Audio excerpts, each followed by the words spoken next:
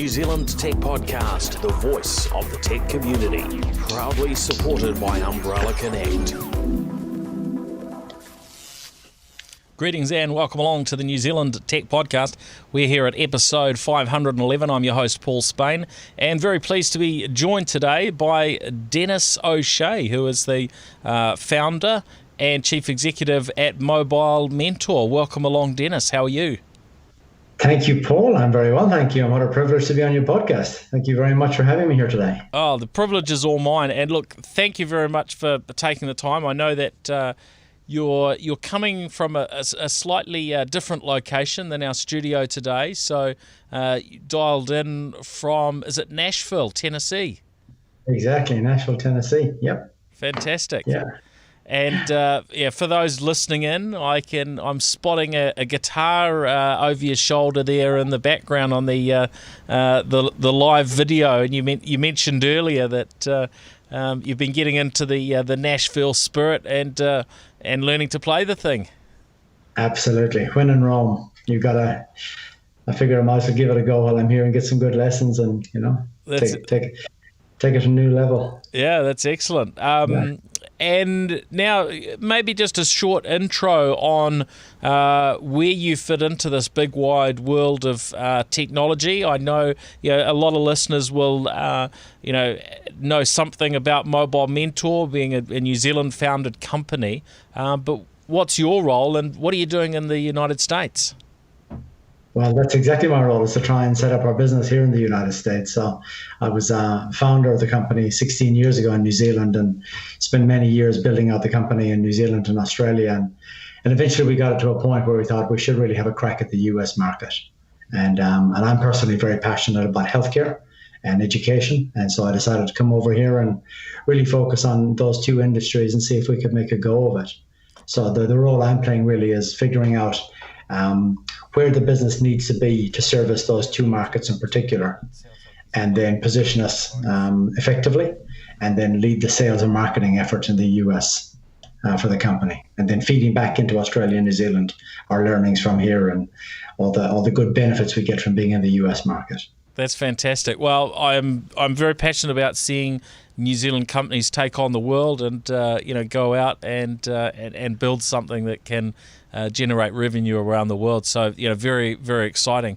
Well, let's jump into the news of the week. But before we do, a big thank you to the brands that stand behind the New Zealand Tech Podcast and make this show possible. So a big thank you to Sumo Logic, Vodafone, Spark, Vocus, HP, Samsung, Gorilla Technology, and Umbrella Connect. Now, I should just mention, just for clarity's sake, that we really appreciate our show partners.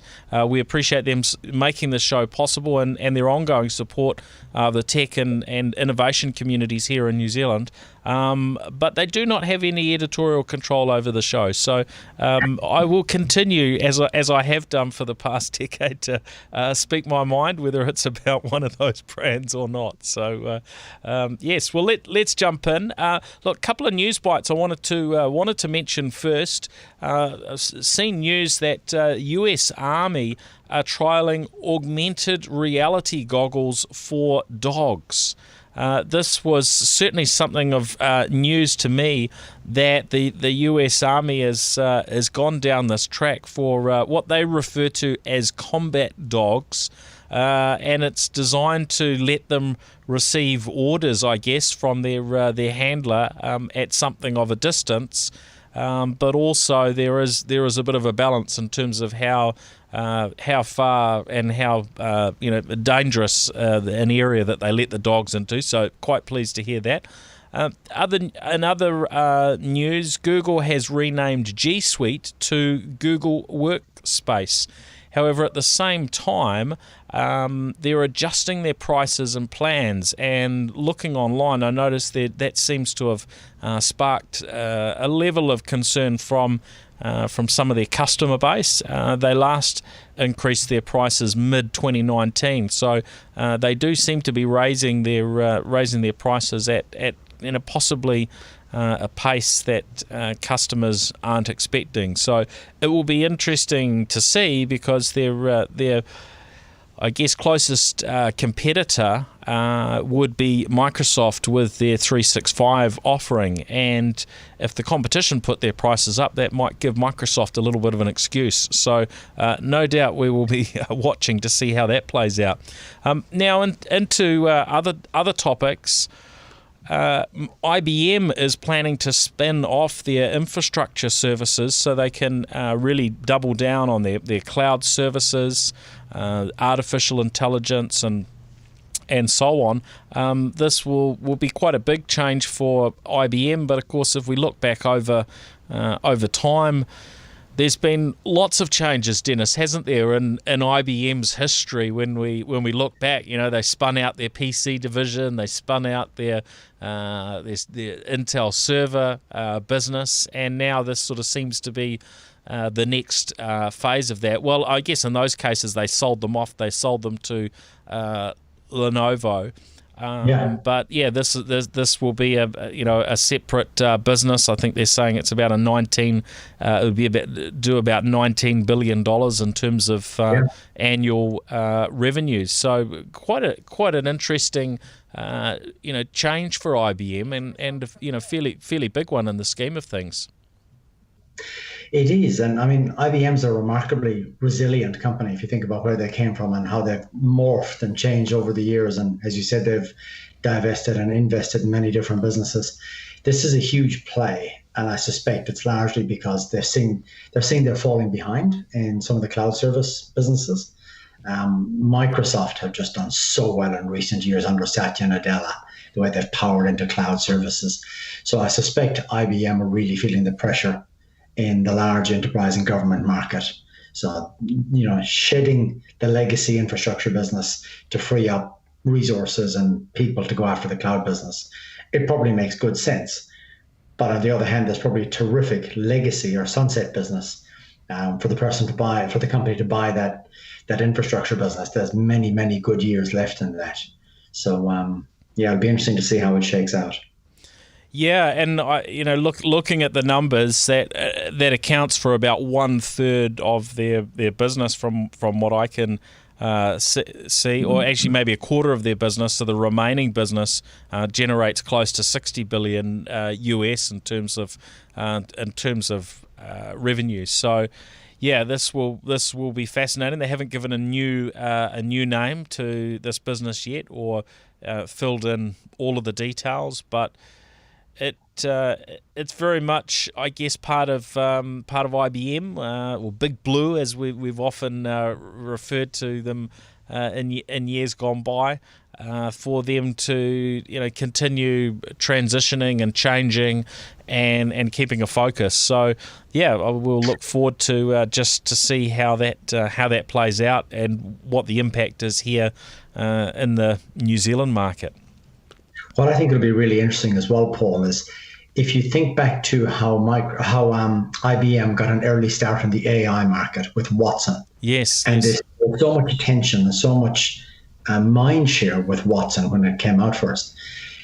In relative terms, they seem to have gone quiet in recent years, and their play in AI has not been as strong as others, perhaps. So I suspect what they're trying to do here is get back into AI, which is so important to their future. And get more resources into that space. Revitalize that. Yeah, it certainly makes sense to keep that focus for them. A very different approach to others. I mean, for instance, Microsoft seem to just they acquire things and they add things that they don't often divest of something unless they kill it off entirely. Google, I guess, a little bit different. We have seen, and maybe it's just these things don't make the news, and haven't necessarily noticed them. But I can't think of too many scenarios where Microsoft's actually sold something off. Google have with Boston Dynamics. That was one of their acquisitions, wasn't it? And they sold that off to SoftBank, I think, in Japan. So yeah, sometimes there is a bit of change, but they're much younger companies than IBM. So true. yeah, they're youngsters in the scheme of it in comparison. So, yeah. Now Microsoft have hit the news around their approach to this concept of the hybrid workplace. And they're indicating that they're going to be letting more of their staff work from home permanently. So, a change there that, no doubt has come about in part because of what we've seen and what we've learnt from COVID. In terms of hiring people now, there's changed expectations, and in terms of just delivering, satisfaction to staff generally, part of that puzzle is what does the work from home picture look like, and I certainly know of folks within Microsoft who have worked away from HQ and have worked in varying sort of locations for quite some time. That's certainly been part of their mix. Do you think this will help set more trends in the industry? Because we've certainly seen announcements and news from Google and others as well in terms of remote working. And being US headquartered, of course, the story is somewhat different for such companies than it is for New Zealand companies, right? Yeah, look, I think Microsoft was on this journey for a long time before COVID. So a lot of the people I personally know inside Microsoft rarely ever go into an office. They're working remotely.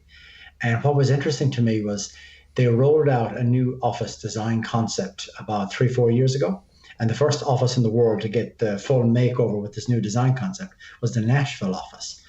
And I've been in there a number of times, and it's stunning. It's absolutely stunning. You've got these meeting rooms that have treadmills and big screens, so you can do your Teams calls and while you're doing a workout on the treadmill, and fabulous facilities everywhere. But the amazing thing about the office is that it's always empty.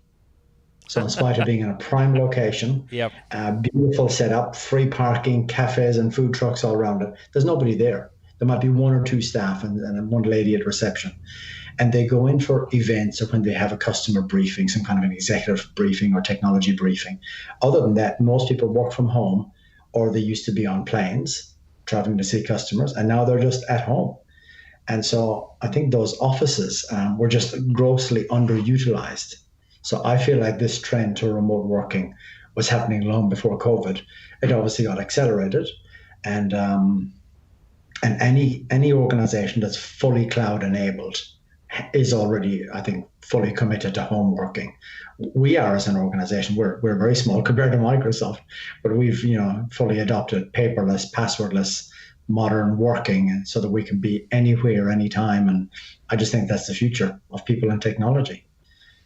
Yeah, I agree. Although there's something that you miss from not having any face-to-face time, but COVID has sort of forced it to the extent that we haven't had any sort of choices there for varying windows of time. But how have you found it across Mobile Mentor? Because you're in how many countries? Is it 3 countries at the moment? 3 countries, yeah. And so you've had a distributed workforce for a period of time. You've had that mix between staff that are based in a physical office and those working from home. What would be the obvious learnings and upsides and downsides from a perspective at Mobile Mentor? I think the biggest learning, the biggest upside for us was the fact that we can all work remotely on projects and assemble teams with people in Australia, New Zealand, the States to work on a team. And that's perfectly acceptable to a client in a way that perhaps it was not a year ago. So we just say to the client, there'll be no travel, so no travel costs, and you'll have many different accents on these calls, but it's going to be a blended team, and we'll just put the best team on the job.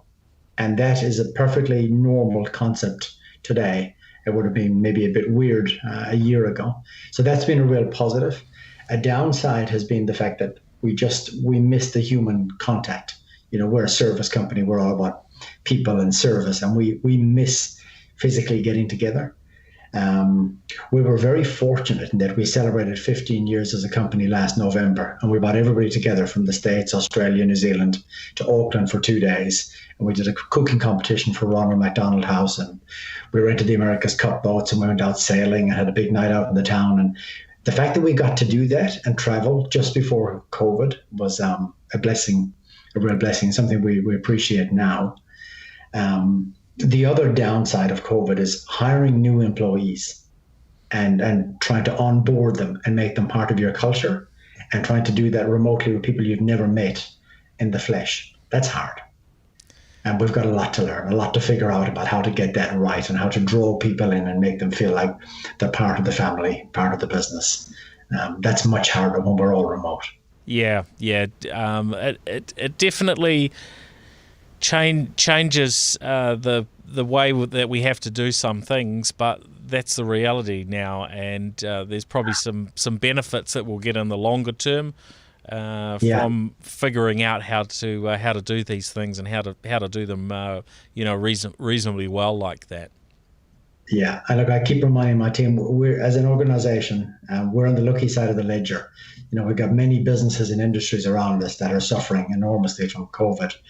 Working in technology, we're so lucky that we can do, 99.9% of our work sitting at home, and it's very comfortable, and we're very productive. We're probably more productive than we used to be, traveling to the office every day. So we're on the lucky side of the ledger, working in technology. Yeah, for sure. Now, on to another matter. It was interesting to read that a white hacker group has spent some time focusing on Apple.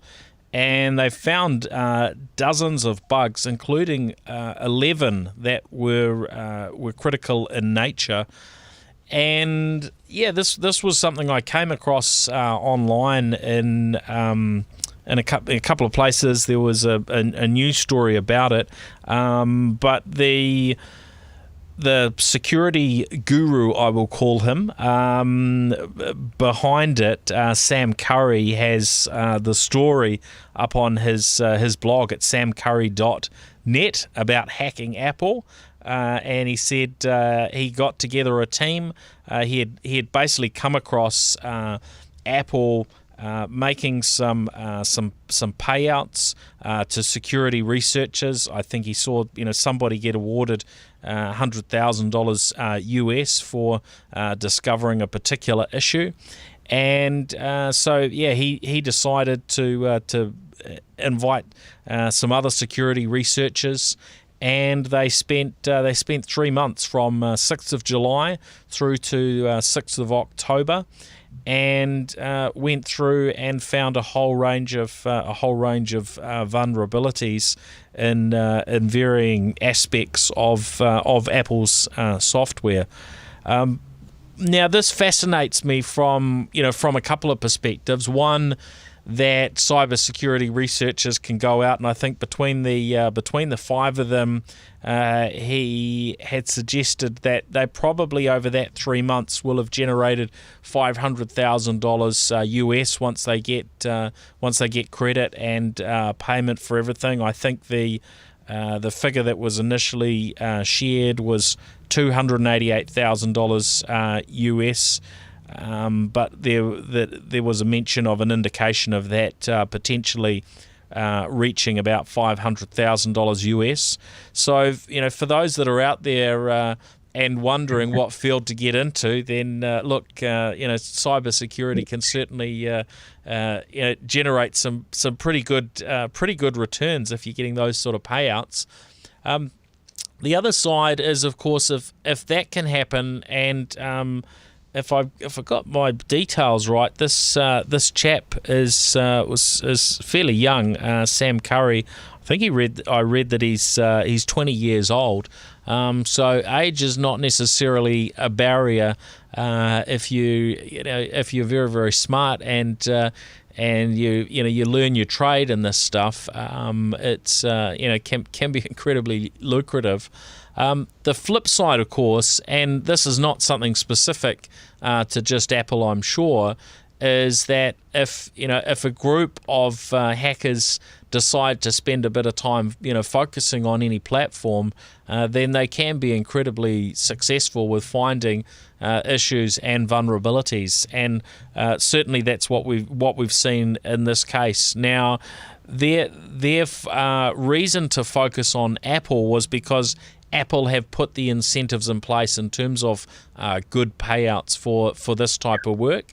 And so it highlights the importance for organizations, especially the big players in the industry, to offer big incentives and big payouts to security researchers, because if those numbers are nice and high, then you've certainly got more chance it's going to be found by the good guys rather than the bad guys. But the unfortunate reality is, of course, if bad guys had done the same thing or choose to do the same thing, which we know that is certainly going on a constant basis, then of course they would have likely found possibly a similar number of vulnerabilities, and possibly generated that much or more through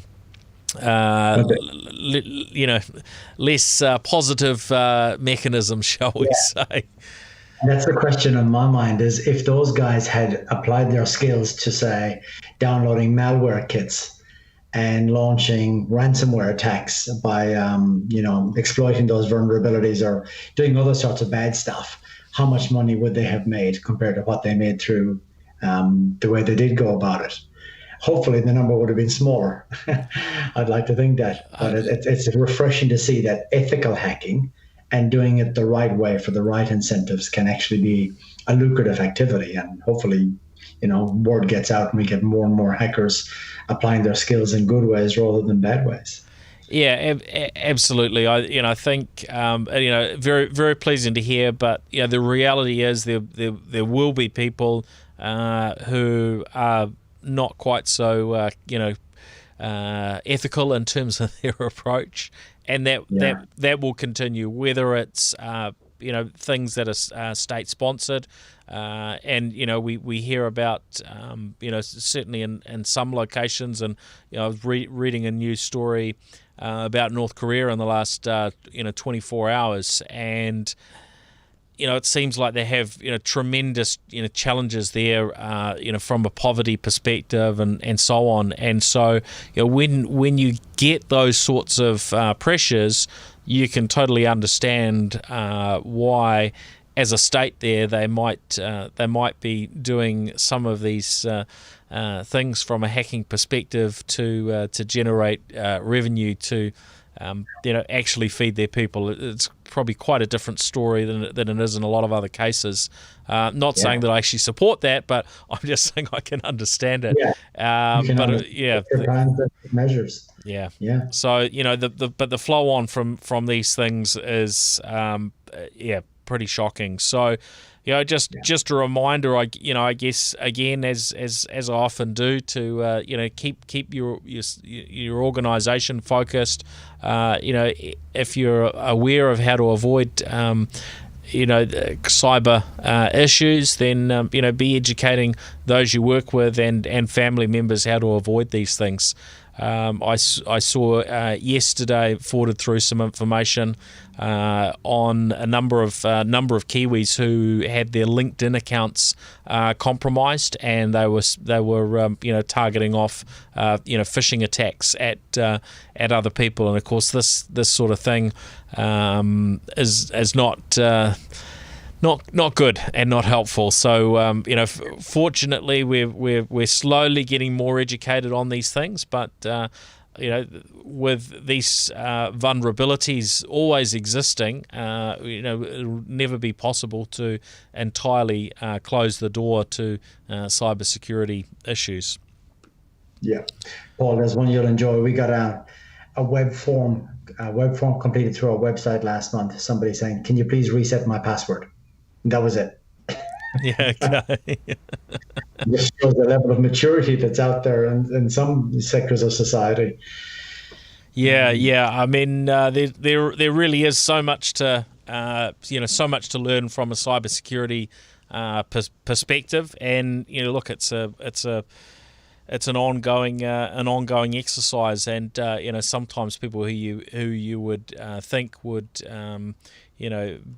be the last to do silly things from a security perspective. Sometimes they fall foul to these things. Now, I also found something quite interesting. A new browser for the Chinese market has been launched that basically bypasses China's Great Firewall and provides access to banned services such as YouTube, Twitter, Facebook, and Instagram. Now, this is rather curious. You have to actually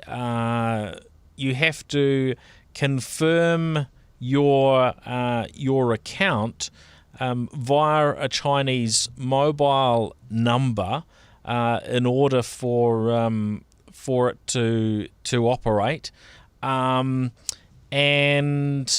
which has sort of got me, scratching my head a little bit. So that's part of the registration process, and it says it's tied to a person's real identity, and there are notes that the platform could suspend users' accounts and share their data with relevant authorities if they actively watch or share content that breaches the Constitution, endangers national security and sovereignty, and a list of other things. So I'm really struggling to get my head around exactly where does this fit? Is this something that in some way the state are involved in, so they can try and catch those who are maybe using these platforms via VPNs and things today, with the process of verifying through a mobile number. Just the dots don't seem to sort of add up particularly well for me. It seems like a very strange scenario, since by using those apps of YouTube, Facebook, Twitter, and Instagram, etc., I think you're probably breaking some rules or laws in China as it is. What do you think about this one? Is it a way of providing a censored peephole from China into the Western world? So giving people an alternative to, say, an anonymous VPN, where they could go off and do what they like and the Chinese authorities have no visibility.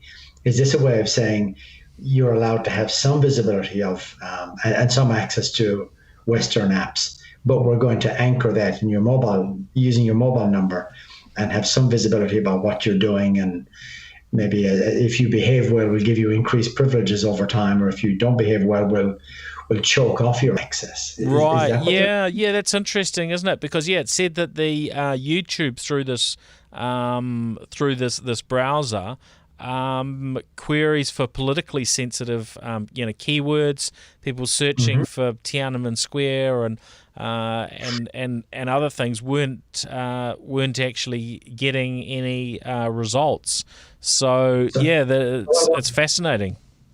So what about if you're lost in downtown Beijing and you need to get to Tiananmen Square and you want to type that into the your navigator or whatever? Yeah, you might be out of luck. I did find that Google Maps didn't seem to be necessarily perfectly accurate in China last time I was there. So I guess maybe you need to use a Chinese app. So. Yeah, this would be an interesting one to follow. The app is called Tuba. So, fascinating. So maybe a way of thinking about it, Paul, is it maybe some form of parental control that's being applied to your browsing and your social media experience. Yeah. I'm not sure I would want that, but such are the freedoms of living in a democratic country.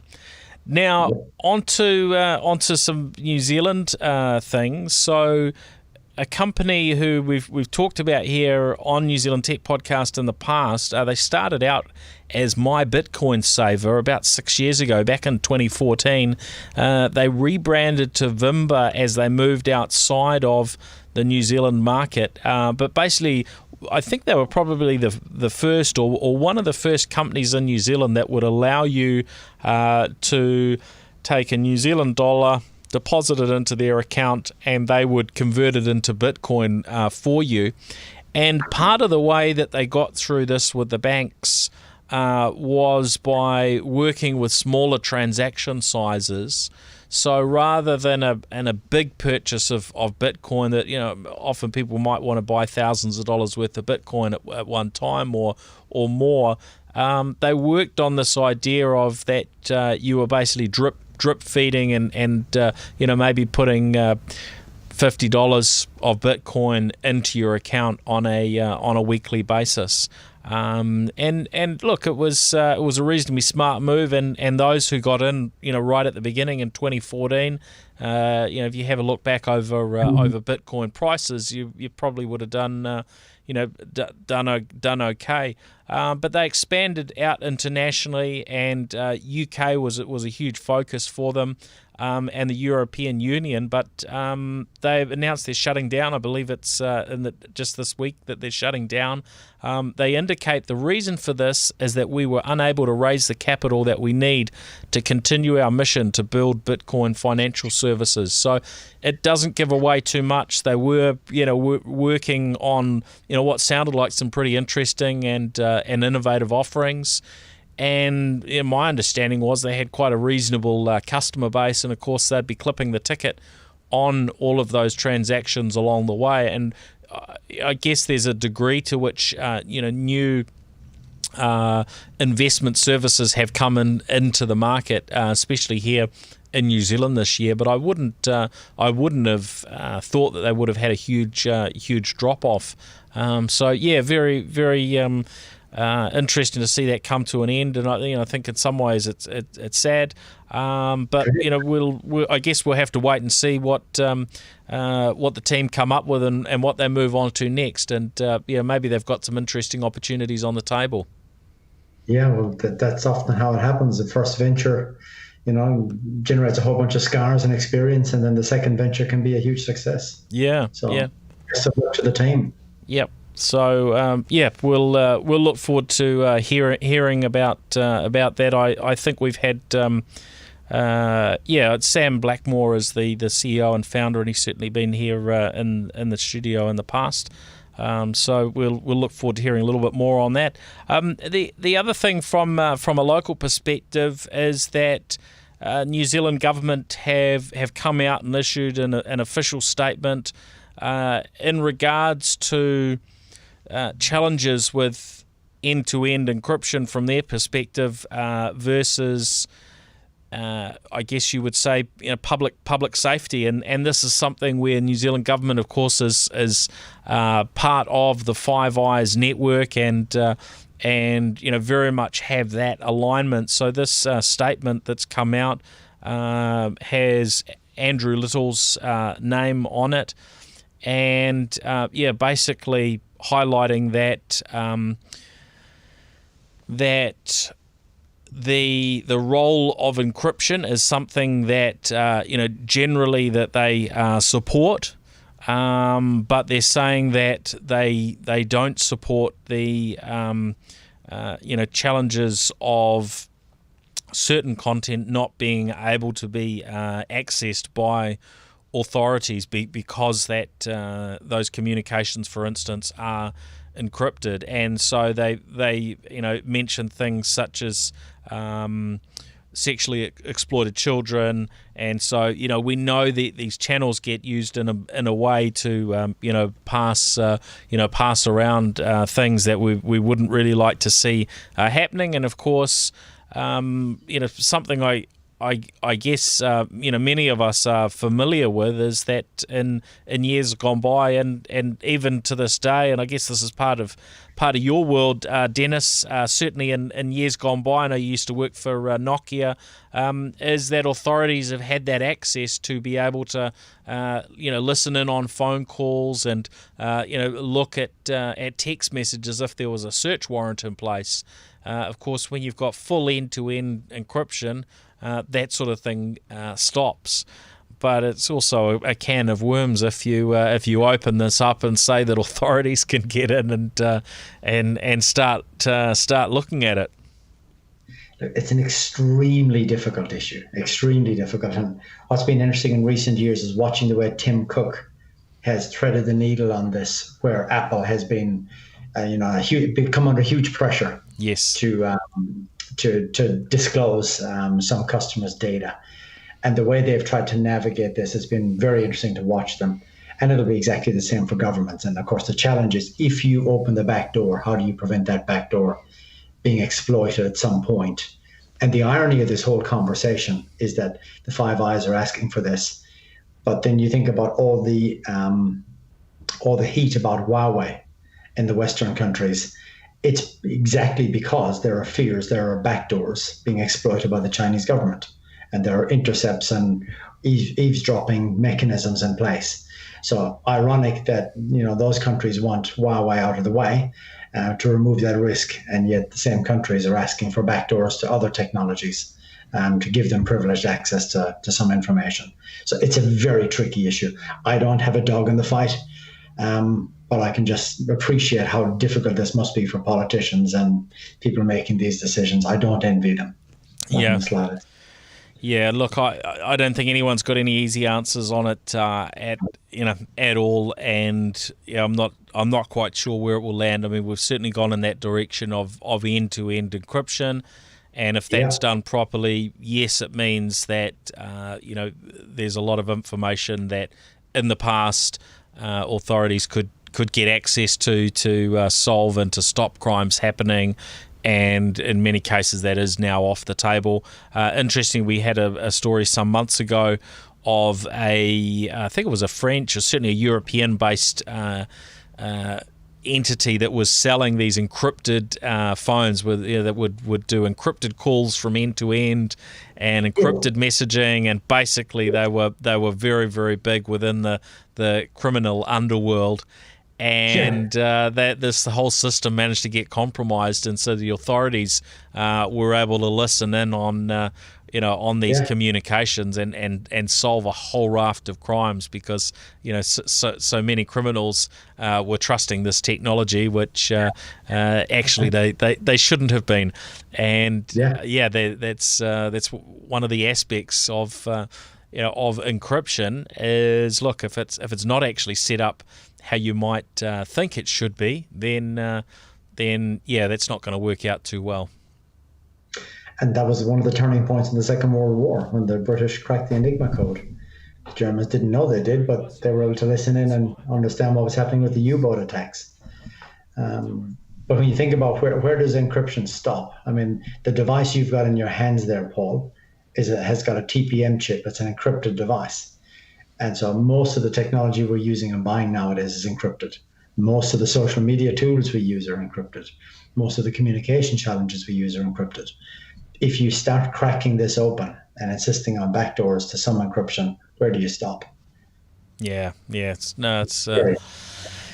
really, really hard to open that up. Certainly, there's going to be unintended consequences if that happens. So It could be a great podcast all by itself. Yes, absolutely could be. Now, I was hoping we would have a little bit of time to delve in and talk about this new gadget I received recently via FedEx from the US, and it's something called the Microsoft Surface Duo. Now, in the early days of this show, we used to talk about some devices from Microsoft, something called Windows Phone. The Surface Duo it just sort of fascinated me in terms of what are Microsoft doing, launching back into phones after such incredible failure in years gone by. And they've tried, they've done acquisitions of multiple companies in phones, and none of that's worked for them. And yet they're having another go with the Surface Duo. It's been I would say slated a fair degree in reviews so far. We're just not going to have time to really delve into it today because I want to hear, Denis, from you a little bit about Mobile Mentor. So we're going to save that up for a future episode. If anyone has any particular questions about it, if you're curious, I've not come across anybody else in New Zealand that has one of these yet. I'm sure there probably are one or two others that have done what we do here on the New Zealand Tech Podcast and have gone out and acquired one. But that's part of the history of this show. When there's something that we think is really interesting in terms of a technology, but hasn't been launched in the New Zealand market, then we tend to try and get our hands on it and share some of that, as we've done with products from Apple and Microsoft and Amazon and others in the past, ahead of them maybe launching in the New Zealand market or maybe not. So we'll come back to that one.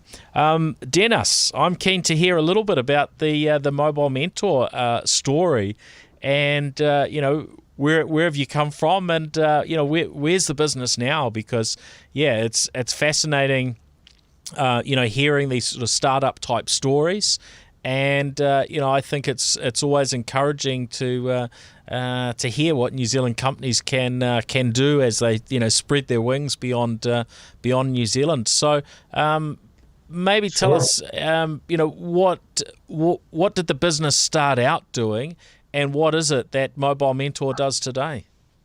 Sure. Well, we're still a startup. We're a 16-year-old startup is how one of our advisory board members describes us. So we started out providing a service we called mentoring.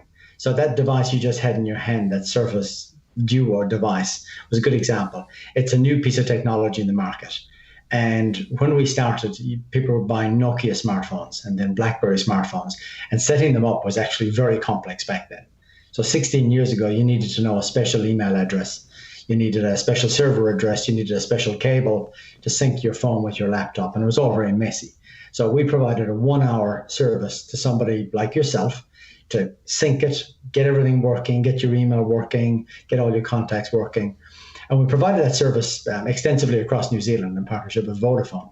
And then we got into Brazil and then Australia and China. And we eventually provided that service, that one-to-one mentoring service, to 1 million people. Wow. To help them get their smartphone working well, make them productive, and just get them going on this mobile journey. And of course, mobile devices got bigger, and the laptop you've got in your hand right now is a mobile device. So the devices we're serving nowadays are mainly laptops, but also tablets and also smartphones. And we're not doing that mentoring anymore. That stopped around 2008, I want to say, or 2009, where we got into security for those devices, and then helping people find the right balance between security and productivity. Because as you can imagine, if you allow the geeks to apply all the security they possibly could to your device, it's going to be virtually unusable. Just because you could have 450 policies applied to a device doesn't mean you should. So it's all about getting the right balance between. It's always a balance, isn't it, with security? Yeah. Absolutely. Yeah, right. And not just the device, but the data, your identity, your access, and then having a good experience and trying to hide the security intelligently. So a lot of the work we're doing now is working in healthcare, education, government, and making sure that security is in place, but it's well designed, well implemented, so the user experience is also really fluid and smooth, and people can be productive. And now that we're all working remotely, this experience and balancing security and user experience is more important than ever before. Yeah, fantastic. Oh, that's a great field to be in, and it's something we've talked about with a few people recently around that opportunity for New Zealand to really build up a strong base of players within that field of security, especially amongst others, of course. But really, we should be building up our firms and taking them out into the international market. So really pleasing to see you working there in the US, in Nashville. To tell us a little bit about getting started in the US, and I mean it's such a big market. How have you gone about getting started? What do you focus on That must be incredibly hard. I mean, it'll be easy, and we've seen, I guess many other businesses that have poured a lot of money into the US market, and sometimes walk away a little bit with their sort of tail between their legs, as it were. It's it's not an easy market, I wouldn't imagine. It's not easy, and the numbers are quite overwhelming. You get dizzy just thinking about the size of the market. What we did, we were very passionate. I'm very passionate about healthcare, and we're strong in healthcare, and that was a lot of our business in New Zealand.